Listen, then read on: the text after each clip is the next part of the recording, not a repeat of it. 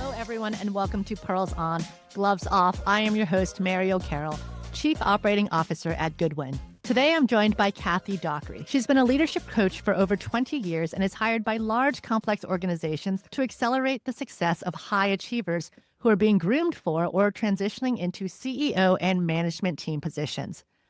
Before becoming a coach, Kathy herself was a corporate leader with a career that culminated as CEO and Northern American president of a well-known British energy company. So she understands from personal experience the level at which her clients work and the outcomes they are determined to achieve. But general management was not where Kathy started her career.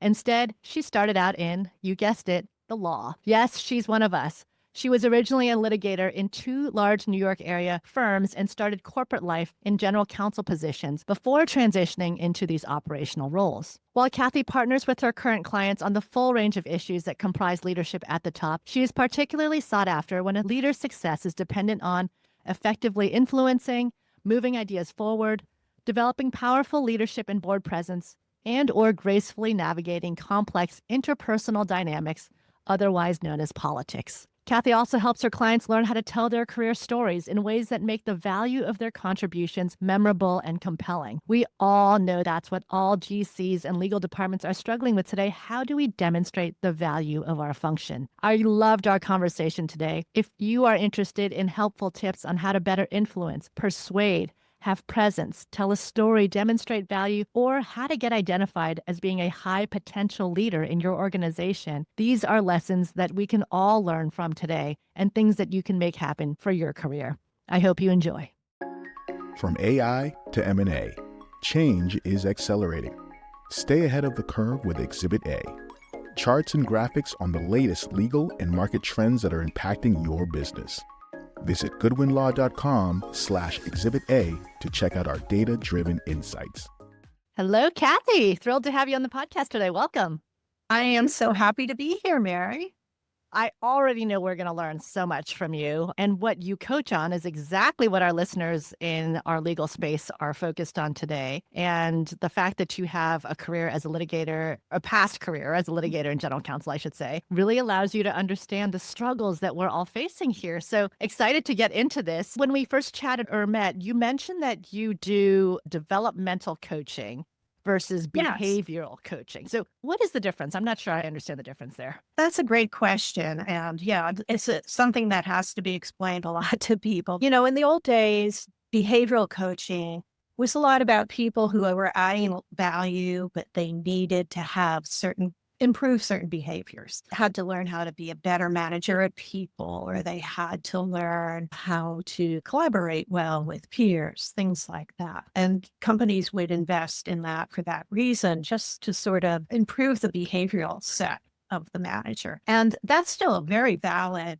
aspect of coaching. But there's this whole other segment that started growing after a while, which was more developmental coaching.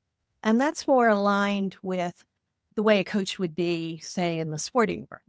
So someone who is already pretty effective at what they do, but they have high goals. They want to get better and better. So they don't see any cap on their improvement. It's something that companies are interested in and firms are interested in, because as talent becomes more and more valued, you want to invest in the growth of that talent for the very senior roles that might be coming up in the future.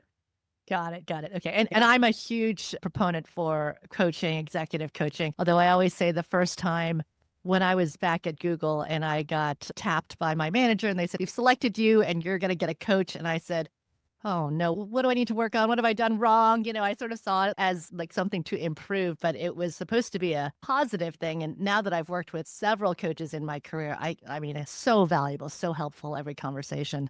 It really is. And in ways that you don't always expect, for example, because yes, we're working on real-time issues and building real-time skills, but in complex jobs, just to have a thought partner to work through some of the emotional or political environment that you're processing and trying to figure the best way through it, you really don't have anyone else that you can talk to who is going to be that safe space and has your back.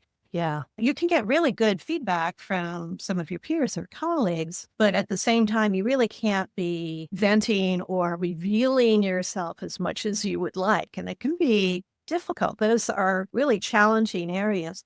They're hard enough when you're early in your career, but Yeah. they get increasingly harder the more you go up the ladder. It's so true. And the more you go up the ladder, the lonelier it is because your number of peers Yeah. shrink. And then you're right. There's certain things you just can't really say to them in the way that you could your junior level peers. So it's very valuable. Yeah. Just to add to that, some of the bad behaviors that we see at the top are really more stress behaviors because someone Yes. have someone to talk to, right? Yeah. Yeah. Yeah. So you coach a lot of what we call high potential or high po leaders, and I believe prepare them often to be the next CEO or groom them to be part of the organizational leadership team. And that starts sometimes even years before that switch happens. It can start as late as maybe a year before. It's usually someone who is known that they're going to fill that position or very likely to. But with some people in very large companies, they're spotting talent early on. They're saying themselves at one point or another, these 3 to 5 people really have what it takes to possibly be CEO one day. Let's give them a little bit more assistance in building their skill set. Sometimes I start with someone who's as early as, I don't know, 5, 7 years out. Yeah. And do organizations have to be secretive about that? Because does that create, I don't know, jealousy or competition amongst team members? Or does it actually make it something that others drive towards? How have you seen that work?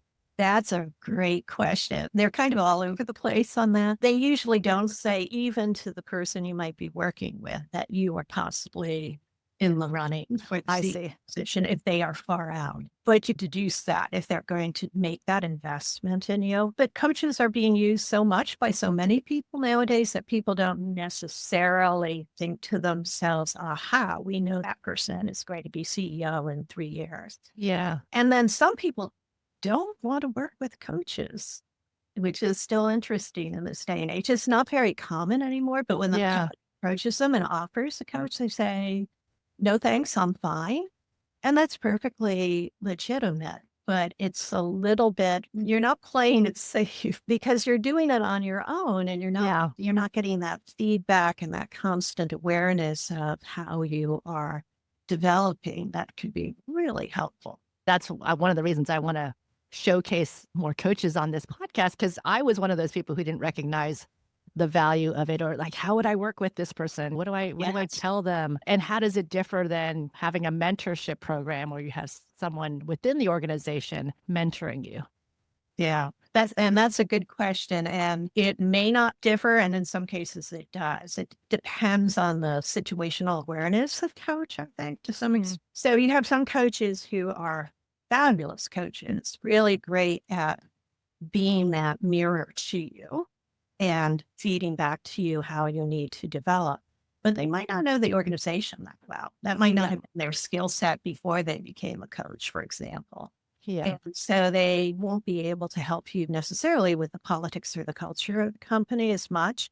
And that's when a mentor can really help you. And then there are some of us who are mentor/coaches who we've got the coaching skills. We've been trained in that area pretty rigorously, but we also have backgrounds or an aptitude for navigating through all those complex interdynamics that happen in organizations. That's often the key to success, right? We talked about this. And how do you stand out as being a fast rising? How do you stand out in being high potential? What are the things that you need to do to sort of be recognized and get ahead? And, if you're in a large organization in legal, a very hierarchical, often organization, you don't really feel like you have the opportunity. Everyone's a fourth year, associate. How do you stand out amongst that bunch? Do you have advice? I think, first of all, you can't necessarily just play by the rules. So if there's a hierarchy or perceived way of getting good at what you do, that's very important. But you've got to be demonstrating something above and beyond. Yes. And you've got to be holding your hand up to do things that are going to test you a little bit, challenge you a little bit, really take you outside of your comfort zone, not only to demonstrate the value that you can add, but also to learn. And the reason why learning is so important is, first of all, that's what grows you. But secondly, that's what people higher up are looking for. One of the single biggest predictors of long-term success is what's called learning agility, the ability to throw yourself into different situations, learn quickly, and add value. So that's one of the things that people are trying to spot very early on in someone. How much bandwidth do they have? If you take them outside of their normal area of expertise, how will they do? Will they rise to Yeah. the occasion or not?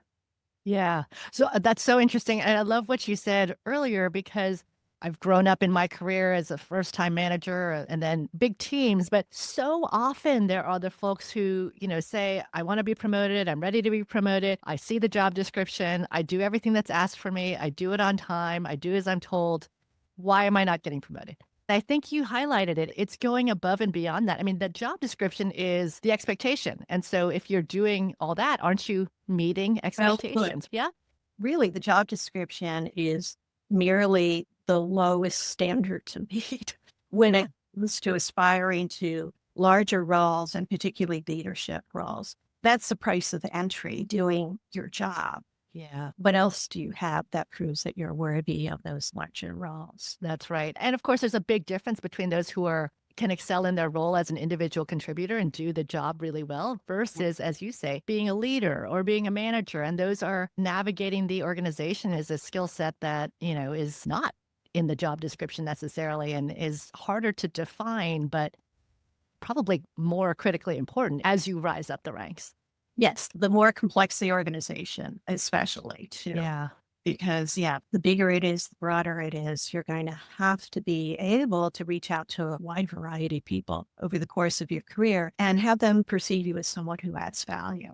And so is that something that's innate, that is just part of our personality and you either have it or you don't? Or is that Ooh, something that gosh. can be coached, can be learned? How do you teach someone to learn? It all exists on a spectrum of some kind. You've got people who, on one end, really who went into the role that they're in simply to do that role. That's all they're particularly interested in. And whether they have capability or not, they're not particularly interested in stretching themselves. They might want that bigger role, but they're not particularly interested in figuring out what capabilities are required in a role like that. And then you have people on the other end who are naturals at it. And the rest of us are pretty much in between. And as to that, I think a lot of those skills can be taught. What's really important, though, is that willingness to put yourself in an uncomfortable position in order to learn, the ability to learn quickly, and the ability to take advice, guidance, that feedback loop where you can get better and better at what you're doing. And so do you tell people to go out and ask for that feedback if they're not getting it? Do you have to seek Oh, it? yeah. Yeah. That is so hard. And I'm speaking personally. I'm speaking as someone who is Totally. solicited. I always think it takes a huge amount of courage to do it, but it's so important. And yes, I'll ask people to do it. But first, when I'm actually working with a client, the very first thing that I do before we get started, we'll have some goals that we've set for ourselves, but I'll end up interviewing anywhere from 6 to 12 people. So I can get feedback from them on behalf of the client. And I can then put that in a sort of story that I'm hearing about that person so they can see that and understand it. And we can look at it together. We put it down and we look at it together and we say, what do we think about that? And what does that imply in terms of what goals we want to set for ourselves? Sometimes I'll get a little bit of pushback where someone will say, I'm not sure that my peers really have a basis for providing feedback. They may not know me as well as they should, or they don't know the nature of the work that I'm doing. And that doesn't matter. That's not the only reason why you go get feedback. You want to find out what their impressions are too, how they perceive you, because how you're perceived is going to be how you're treated and how decisions are made about you. Doesn't mean that you have to accept everything that's being said substantively about you. You might say, well, that's not who I am if you hear the feedback. But if people are thinking that you're that way, then you have a different problem. The different problem is, how do you now persuade them about who you really are? That's your problem. Yeah. And that's so key, right? As you're moving up and okay, so now let's say you do more than just the job that you're asked to do. And now you can navigate and you can figure out politics and how to get stuff done. But there's this whole other piece of the perception. And, you can't just be hiding at your desk and getting stuff done and working behind the scenes. There's this whole piece of how do you showcase yourself? There's this whole idea now of your personal brand, even within your organization. And I hate that term, but it is useful. And one of the things that I admittedly am not great at and had to really work at it in my own career is managing up, telling your story to the people who are above you, because you think, oh, they're busy and I don't want to bother them. And I'm getting everything done down here. But it is so critical to make sure they have visibility into everything that you're doing. And like, how do you separate yourself from the pack when there's so much noise? That's a big part of it, right? Is like selling your value, telling your story. That's so true. And I think there are two ways where that comes up for us, or two areas that we want to think about. One is actually promoting ourselves, telling our story so people are aware of it. And the other is getting visibility through the ideas that we're bringing forward. So if you are aspiring to larger roles, you should at some level also be aspiring to come up with good ideas for people for the entire enterprise, not just in your area. So number one, how do you develop those ideas? Number two, then how do you pitch them to people who might be higher up the food chain? And both of those are really important ways of getting noticed and not being crowded out by everybody. And they take slightly similar skills. Communication is a theme running through them, but they're also different. On the story side of things, you really have to intentionally understand how to put a story together and how to express the value that you're contributing. And that's not always a very natural skill set to do. And in fact, a colleague and I put together a course a little while ago, and we run it every now and then simply to help people tell their own story. In other words, there's a pretty good formula for doing that, but it's not something that we do naturally. And we don't spend a lot of reflective time around it. Usually when we're asked to describe our value to someone, it's on the fly. And how do you answer that? You usually answer it by telling people what you do, which is not really the answer to the question. What you do is not necessarily the value that you add to the organization. It may be a part of it, but you're not making it very clear to the other person about what makes Mary really unique. Why do we have Mary around here in the first place? What is her potential and what makes her worthy of notice? Yeah.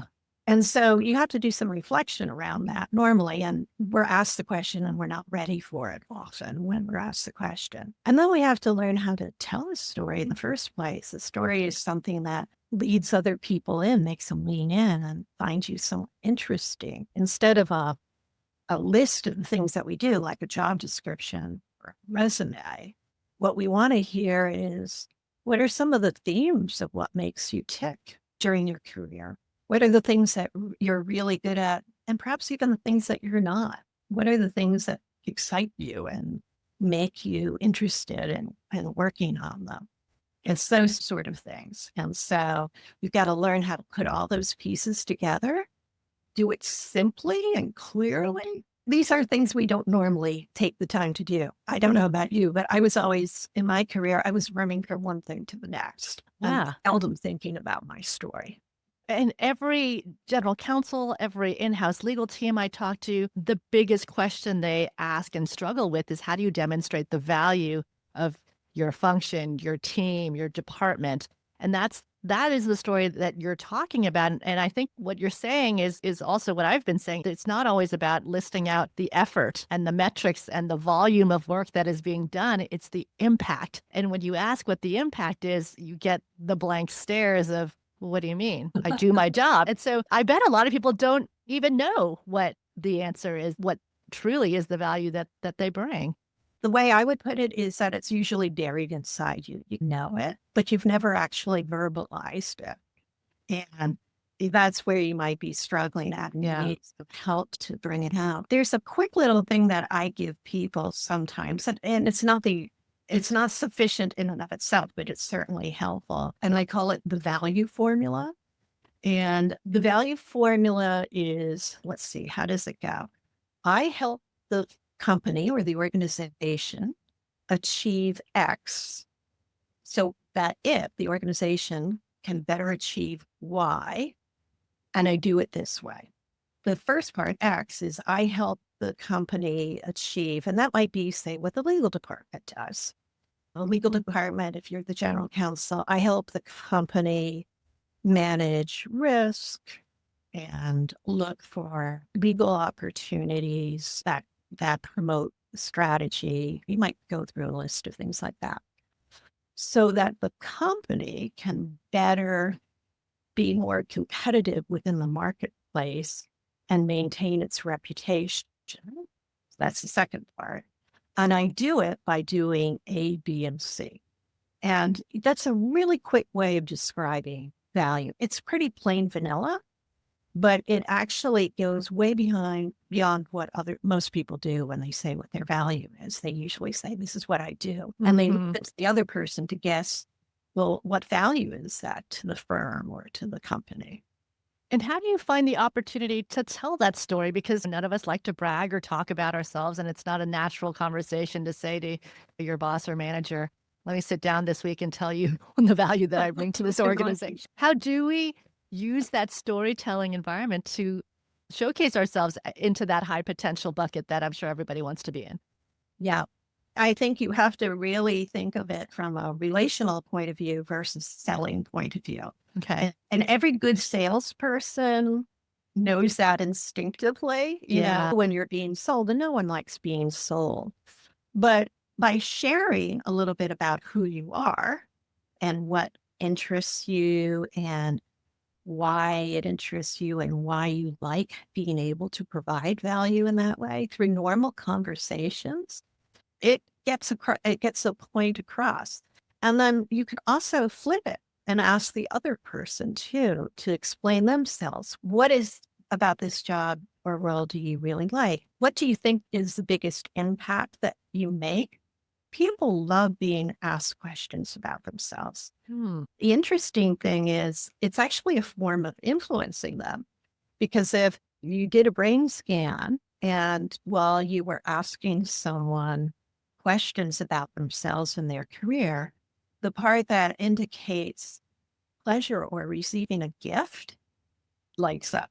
It's like a form of a gift to ask the other person questions about themselves. So you're having a twofer there. You're asking them about themselves, what makes them tick, what drives them. And then it's pretty natural for them to turn around and ask you the same thing. And boom, all of a sudden, you're both talking about why you do what you do and what makes it valuable versus selling them on the idea that you're a valuable person. Yeah. Yeah, that's helpful. So going back to the other thing you noted earlier about standing out is bringing up new ideas, raising your hand, coming up with things that go beyond the walls of your job to the whole organization. Sounds great. But again, if you're just a middle manager, associate at a firm, you're just like everybody else. How do you find a way to raise your hand and get your voice heard and say, I have an idea? Is that uncomfortable for most people? Do we have to find the right time for it? How do you coach people on finding that opportunity? Yeah, it's complex and it depends on where you are in the organization. And you pointed out a lot of good things to consider. But I think if you were going to look at anyone in the organization, whether it's a firm or a corporation, and instead of saying, how do you do it? Say, what are the skills that make it easier to do it? Those would be 3 skills. And I call them skills versus personality because they all can be learned. Okay. The first skill is influence. And influence is, I like to describe it as the environment you create that allows people to take you seriously. So it's kind of a relational type of skill. You are creating an environment where people say, if Mary ever comes up with an idea, it's worth listening to because I take Mary seriously. Even if it's an off the wall idea, she's credible to me. Is that how you present the idea, or is that more about what you've built kind of beforehand? Yeah, exactly. Yeah, there, exactly. Right. That's preparing the environment for presenting the idea. And that's something that you should probably, during the course of your career, you should be doing all the time. You should always be building the environment where you are being taken seriously and people want to hear from you. Mm-hmm. It's a relational skill. There are particular techniques you can do, and it creates this really fertile environment. When you have to pitch an idea, you're going to be much better prepared. People are going to give you some space to do that. But then there's the pitch. And so that's the second skill. And that is you need to be building the skill of persuasion. And again, very learnable. There are some simple persuasive techniques that will immediately increase your persuasiveness, but you have to be learning them. You have to be adding persuasion to your toolkit. And then the last one is presence. And presence, I think of as really all the little bits and pieces of our mindset, our behavior, our body language that gives us some innate credibility in the moment. So if you're pitching your idea and you're dressed like a slob, for example, you're going to have a much harder time pitching the idea because you are not sending the signal that you're someone who is to be taken seriously. So all three of those things are very important skills to learn. They're not hard to learn. You just have to make a little time to do it. And then you have to practice them a little bit. And that's doing new things is something that we always are a little concerned about doing. That's why coaching is a great environment for this sort of work, because when you have a coach, you can actually say, okay, let's try this skill out now. This upcoming discussion, this meeting, let's practice it ahead of time. And then you can walk in there and try it out. Yeah, that's really helpful. On the last piece, the presence, I wonder your thoughts on times are changing, generations are changing. My mother always said to me, dress for the job you want, not the job you have, and prefer to be overdressed and underdressed in an office environment or a professional setting. But there's so much of, I want to bring my whole self and I feel more comfortable in my sweatpants. Where does that line in today's sort of wanting to express who you are and bringing your true self to work versus I need to conform to this professional environment? I don't think it's as much of an issue as we think it is. I think, first of all, general office environment, you don't have to be thinking about that all the time. There are settings where you can be perfectly casual. And even in the boardroom, there's been some loosening of the expectations about how you're dressed. But I do think the bigger the stakes, the more powerful the audience you're speaking to, that's probably when you want to start thinking about erring a little bit on the side of formality, right? Unless everybody else in the audience is going to be dressed informally, in which case you don't want to look out of sync. It requires you to have some radar about it. You have to put some effort into it. And I love the opportunity to dress more casually nowadays, and I take advantage of it. But I have to think more. I used to have a uniform that I wore all the time and I didn't have to think about it. But I think that's what different standards of dress and culture bring to us. It means that we have to pay attention a little bit more and we can't take things for granted. Yeah. And I think to your point about cultivating your own presence, it actually goes beyond your attire and what you're wearing. It is how you carry yourself, how you speak. And I always remember my first week at Google, and I had come from a law firm where everyone wore suits back 20 years ago. And then I got to Google where the first time I saw Sergey Brin, he didn't have shoes on in the cafeteria. So it's like a very different environment. Did he have socks on at least? Nope. Barefoot in the cafe. One of my first meetings, someone came into the room wearing a hoodie, like very casually dressed. And I thought, honestly, he was the guy coming to fix the video monitor because it wasn't working. And he sits at the head of the table and starts talking. And I realized, oh my God, I won't say who it is, a very senior vice president. And once he started speaking, Like you knew this guy was, knew what he was doing and you had all the respect and everyone was silent. And it's not because of how he dressed, it was how he carried himself, how he spoke. He had the presence to command the room in a way that was just really interesting. Really interesting. Yeah. And presence is exactly right. It's much more than attire. A common thing that comes up when I'm coaching some clients, and men as well as women, is that there might be some feedback. If they're on a management team, they'll be saying, oh, we love so-and-so, but he or she doesn't speak up a lot at meetings. And we want to be hearing from them more. And they're not projecting leadership presence at the meeting. Tell them, coach, that they need to be speaking up more. And I would go back to the clients and say, this is what I'm hearing. And the client would either say, I really hate speaking up unless I feel I have something to add. I'm very efficient and I just don't say anything if I don't think. And everybody else is talking just to prove that they're there. So I would get that. Or sometimes someone would say, I'm genuinely an introvert. I don't normally speak up a lot at meetings. Here's the fun part about being coach is that there are all sorts of ways of proving presence. The one that I teach that people who are in that position is you can establish presence by asking questions instead of making statements. A well-chosen strategic question that gets everyone thinking, and you do that a couple times in a meeting, you're not occupying the bandwidth any more than you were when you were just making statements. But somehow everybody feels that you've filled the room. And so with those clients, a lot of times you'll get the feedback at the end of the engagement, oh, like they're speaking up all the time. They're really involved in the meeting. And the hilarious part is they're actually not saying that much more, but they're saying stuff that's really helpful and adding value and contribution to the meeting. Yeah. And that's establishing their presence. Yeah. And I love these 3 points. So the first one, influencing. Going back to that one, how important building relationships are across an organization, knowing who has influence, the power of persuasion to get everyone else aligned.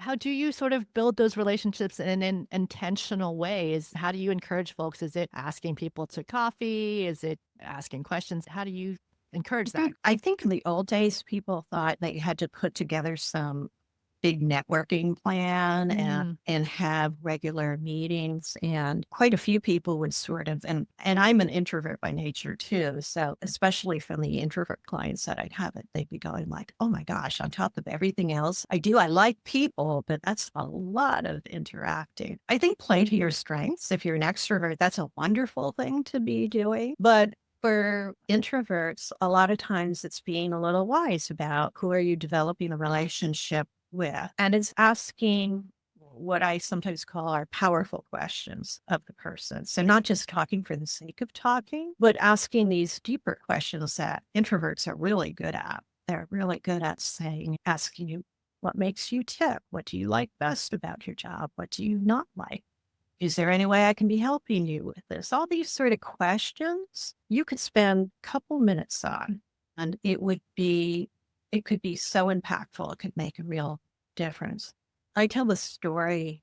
Now, part of this was accidental, but when I was still several layers down in one of the companies that I worked for, it was a British company, and I was visiting the UK for a set of meetings, and I happened to get on the elevator at the exact same time that the newly promoted CEO got on. It was this very sort of quiet British guy, Masterpiece Theater, quite intimidating, really nice guy though.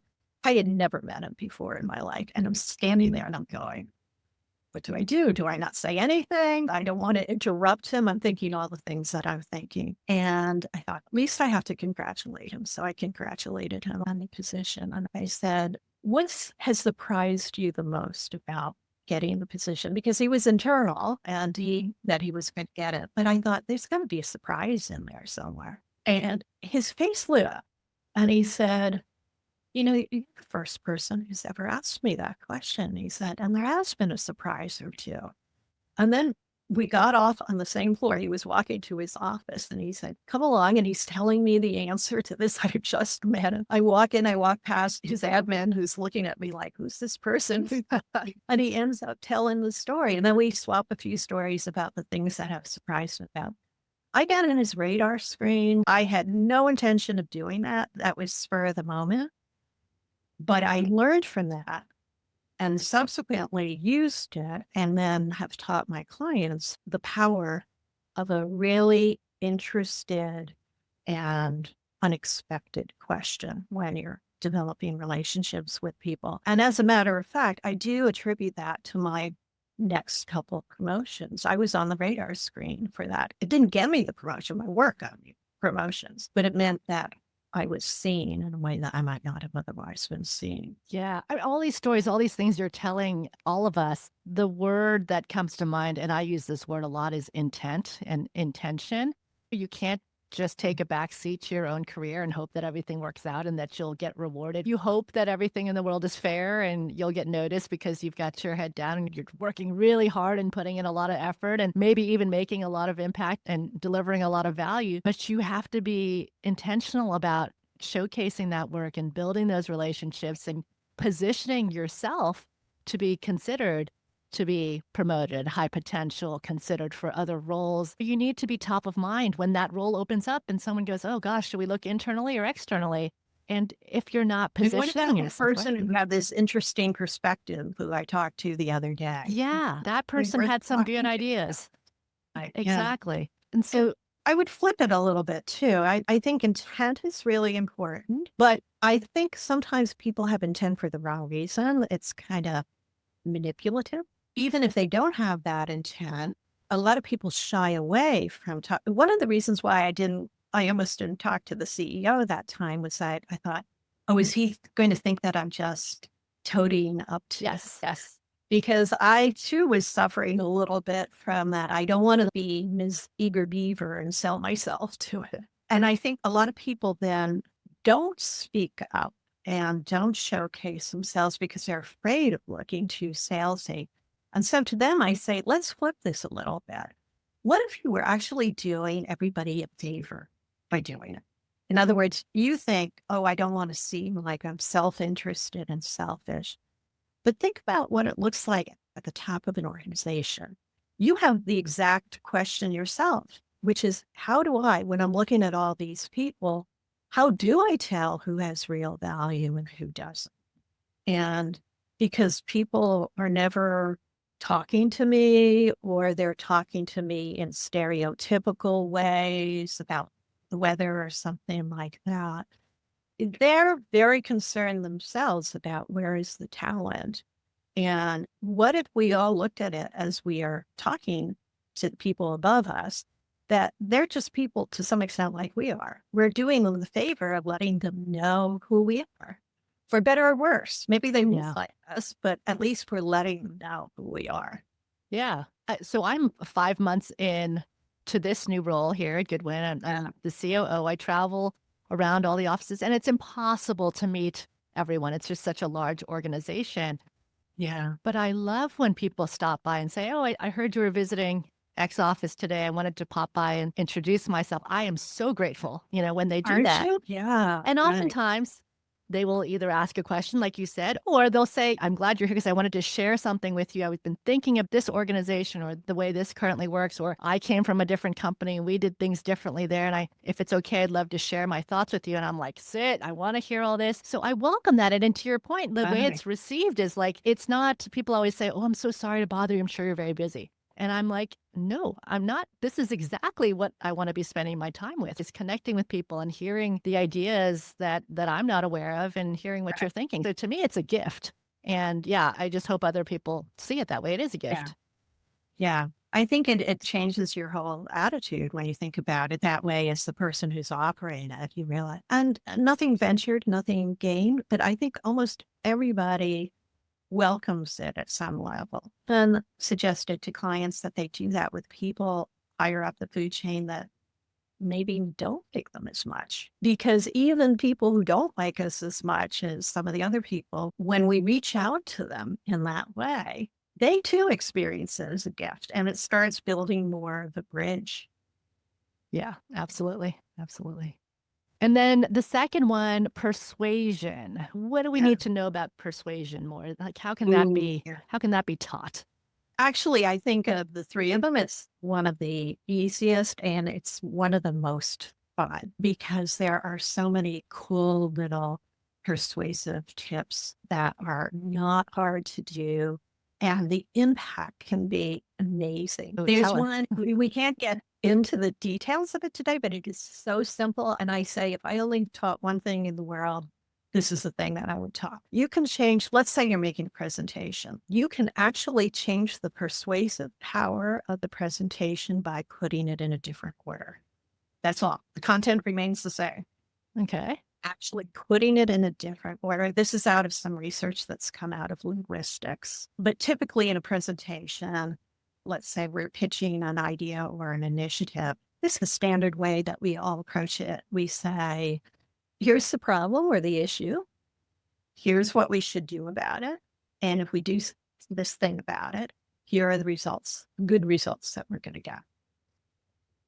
That's almost, I'd say, 95% of every presentation in the corporate or legal world, everywhere. And it makes sense. It's a very convenient way of framing things. Someone in linguistics, they call it chronological. It's like past, present, and future. Past problem, present, what we're going to do about it, future, here are the results. So we just normally do that. If you instead switch it around and you start with the future first and you spend more time on it than perhaps you normally might, you say, here's where we are today, but imagine it's 2 years from now. All of a sudden, we're not experiencing this problem. We're experiencing all these benefits. Basically, you're saying, look how our lives could be easier, faster, better, or whatever way. And you do it with pretty vivid language and you linger on it a little bit too. Sometimes I'll have clients say, oh my gosh, if I linger on it, everybody will be looking up their watches. Never happens. People like hearing about the future. They want to know, how can things be better? And then you shift from that into, in order to get there, this is what we need to do. The process part, which almost always takes up the end. When we do it the old way, it's, 75% of the presentation is about what we're going to do. We don't need to spend that much time on it. If people are already invested emotionally in what the benefits are, they want to hear the process, but they're not going to be second guessing you or pushing you down rabbit holes or anything like that.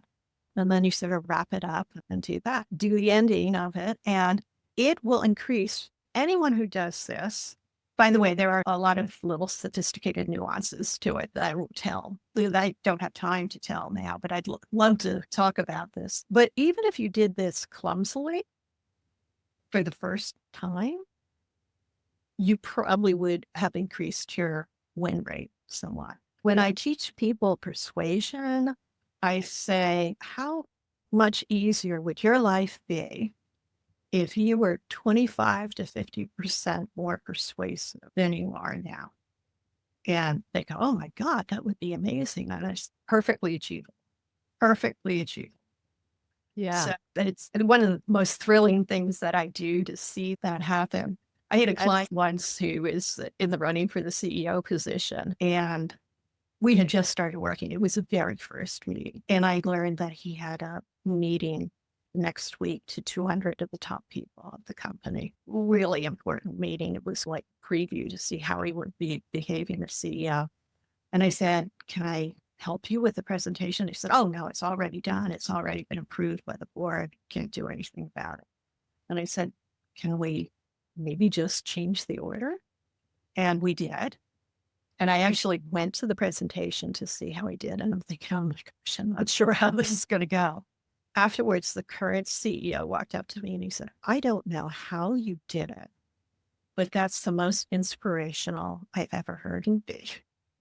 We had done nothing to the presentation except change the order. But little things like that actually make a huge difference. So that's why I always love the persuasion part of things. I feel like you've given away my secret to inspirational talks. I always tell people, if that's what you've been following. and it's someone very early in my career, and I feel like maybe I might be making this up. It's the McKinsey way of presenting, where they say, tell them the answer, tell them why it's the answer, and tell them the answer again. Oh, well, that might be a different It's a similar Right. idea, because some people spend so much time telling you the problem, and that is not inspiring. You're like, ugh, I know the problem. I know the problem. I know the current state is no good, and you're all getting worked up about what are we going to do about it, and you don't get that until the last 5 minutes, of the meeting, and you're going through all this time talking about what's wrong. But I think you're right. If you start with, this is how great it could be, everyone's okay. Tell me more. How do we get there?